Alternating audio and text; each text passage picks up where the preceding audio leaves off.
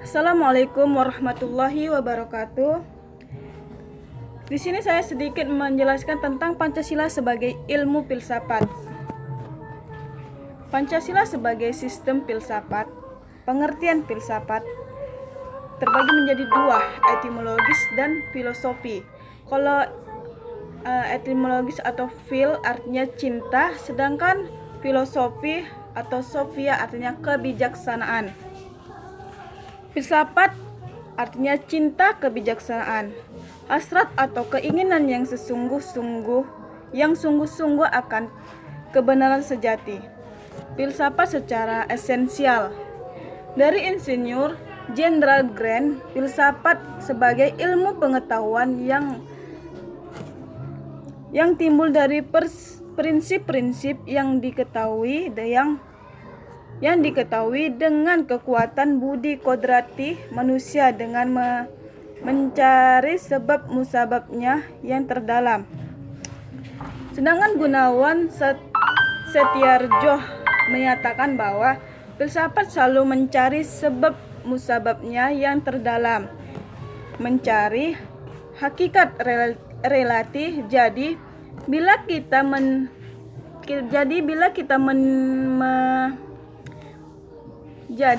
kita berfilsafat,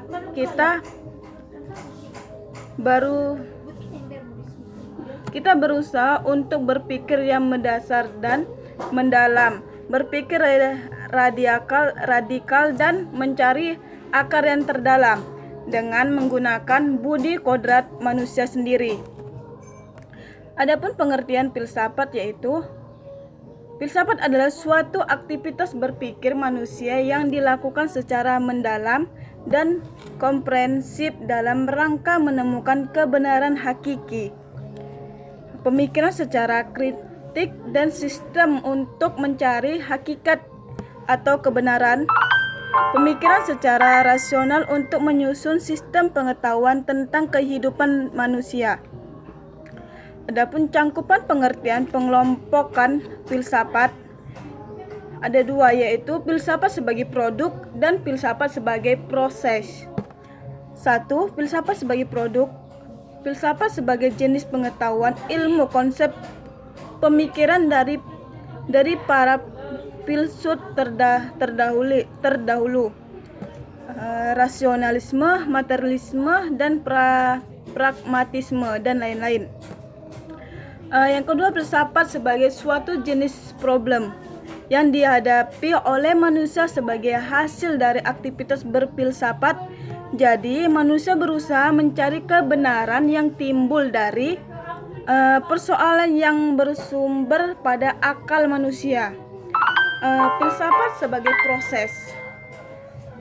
Filsafat sebagai proses memecahkan permasalahan yang menggunakan cara dan metode tertentu yang sesuai dengan objeknya.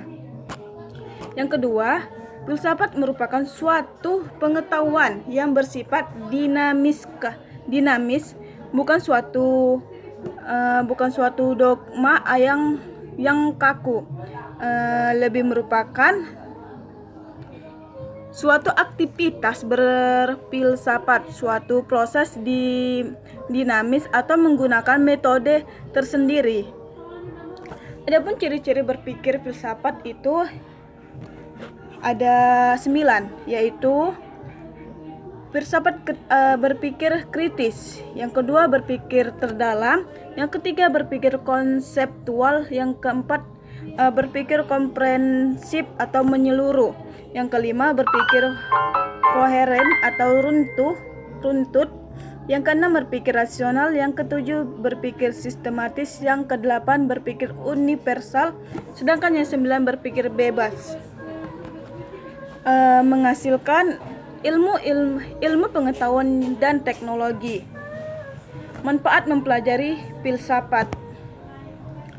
1. Memperoleh kebenaran yang hakiki. Yang kedua, melatih kemampuan berpikir logis. Yang ketiga, melatih berpikir dan bertindak kebijaksanaan. Yang keempat, melatih berpikir rasional dan komprehensif. Yang kelima, menyeimbangkan antara pertimbangan dan tindakan sehingga diperoleh keselarasan hidup. Yang keenam, menghasilkan tindakan yang bijaksana. Yang adapun Pancasila sebagai suatu sistem filsafat. Pengertian sistem. Di sini sistem memiliki ciri sebagai berikut. Yang pertama, suatu kesatuan bagian-bagian unsur elemen komponen. Yang kedua, bagian-bagian tersebut mempunyai fungsi sendiri-sendiri. Yang ketiga, saling terhubung dan saling ketergantungan. Yang keempat, keseluruhannya dimaksudkan untuk mencapai tujuan tertentu atau tujuan sistem. Yang kelima, yaitu yang terakhir, terjadi dalam suatu lingkungan yang kompleks atau short dan post. Pancasila sebagai suatu sistem. Pancasila sebagai suatu sistem ada 4 bagian, yaitu yang pertama, Pancasila merupakan suatu bagian-bagian, yaitu sila-sila Pancasila. Yang kedua, tiap sila Pancasila mempunyai fungsi sendiri-sendiri. Yang ketiga, tiap sila Pancasila tidak dapat berdiri sendiri-sendiri dan tidak saling bertentangan. Yang keempat, yang terakhir, keseluruhan sila Pancasila merupakan suatu kesatuan yang sistematis atau majemuk tunggal.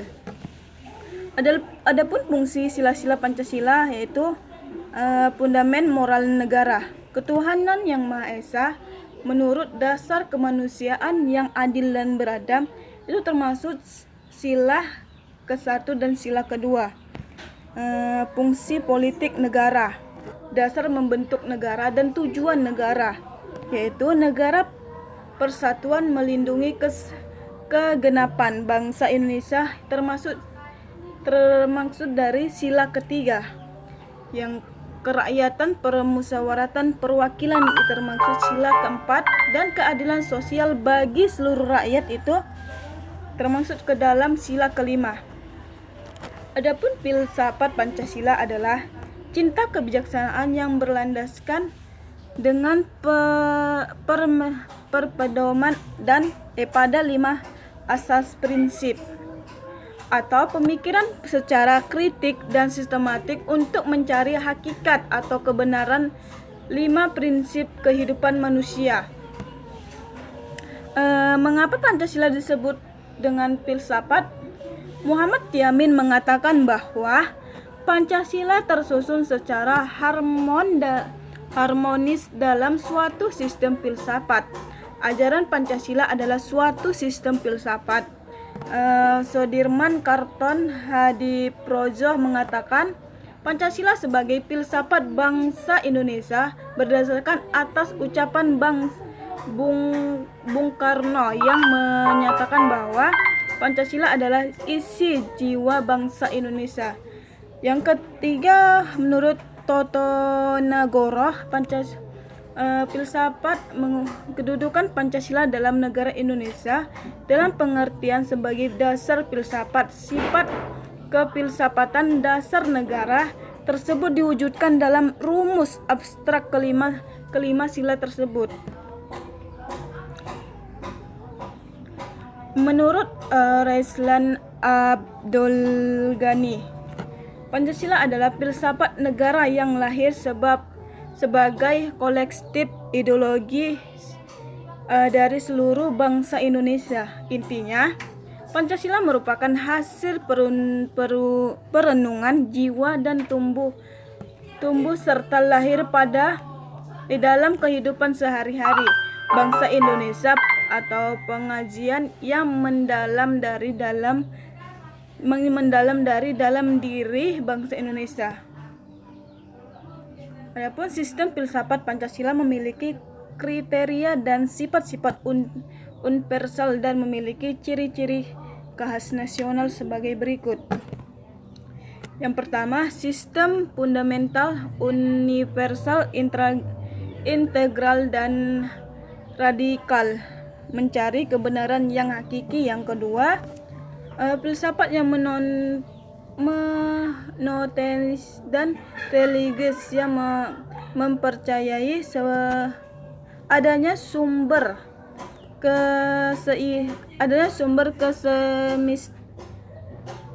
kesemestaan, yaitu Tuhan yang Maha Esa. Yang ketiga, monodolatisme dan monopluralisme atau integratif yang mengutamakan ketuhanan, kesatuan, dan keluarga. Yang keempat, satu kesatuan totalitas yang bulat dan utuh antara sila-sila Pancasila. Yang kelima, memiliki corak universal, terutama sila 1 dan sila 2, memiliki corak khas nasional Indonesia yang dimiliki oleh sila 3, 4, dan 5. Yang keenam, harmoni ideal atau asas selaras, serasi, dan seimbang. Yang ketujuh, memiliki ciri-ciri dimensi idealitas, realitas, dan fleksibilitas. Nilai-nilai Pancasila termasuk nilai kerohanian, tetapi nilai kerohanian yang mengakui nilai material dan nilai vital. Pandangan Noto Nagoro tentang nilai-nilai Pancasila. Dengan demikian, nilai-nilai Pancasila mengandung nilai-nilai lain secara lengkap dan harmonis, yaitu nilai material, nilai vital, nilai kebenaran, nilai keindahan estetis, nilai kebaikan atau moral, nilai kesucian yang secara keseluruhan bersifat sistem hierarkis.